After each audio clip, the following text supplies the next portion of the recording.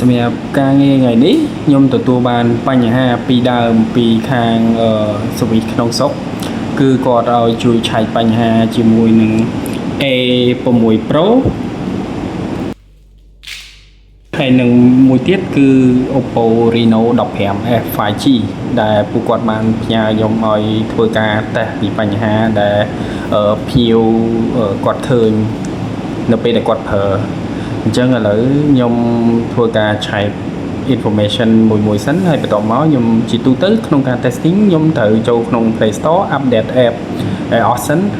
បន្ទាប់មកខ្ញុំត្រូវចូលក្នុង version សម្រាប់ធ្វើការឆែកតើ version ហ្នឹងគឺបានដាក់ទៅជា version ចុងក្រោយហើយនៅ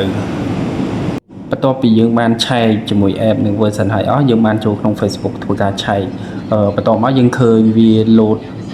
ព្រាកនៅខាងក្រោមអញ្ចឹងយើងក៏ចូលក្នុង Play Store ធ្វើការឆែកនឹង app Facebook ម្សិលទៀតគឺ app ហ្នឹងអត់បាន install ពីក្នុង Play Store ទេដោយធ្វើការឆែកនៅលើ app Facebook ហ្នឹងគឺអត់បាន install នៅលើ Play Store ទេអញ្ចឹងក៏ខ្ញុំចុះទៅឲ្យខាងជាង Oppo ធ្វើការ uninstall និង install ឲ្យខ្ញុំឡើងវិញនៅខាងសវិស Oppo ផ្លូវ310ឲ្យគាត់ធ្វើការឆែកយើងធ្វើការ install ហើយនឹង install ឡើងវិញមកបន្ទាប់មកខ្ញុំក៏បានឡើងមកខាងបន្ទប់ខ្ញុំវិញក៏ធ្វើការ testing ម្ដងទៀតធ្វើការ login log out ជាមួយនឹង account របស់ខ្ញុំប្រើផ្ទាល់ហើយនឹងបាន test ទៅគឺ account របស់ខ្ញុំគឺអត់មានបញ្ហាអីទេហើយក៏ខ្ញុំបាន login account របស់គាត់វិញគឺលែងមានបញ្ហាញាក់ដូចមុនទៀតហើយ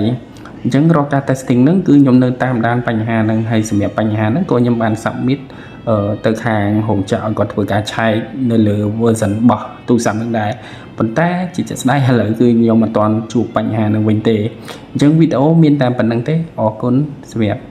ការតាមដានវីដេអូរបស់ខ្ញុំជួបគ្នានៅវីដេអូក្រោយទៀតអូខេអរគុណច្រើនជំរាបលា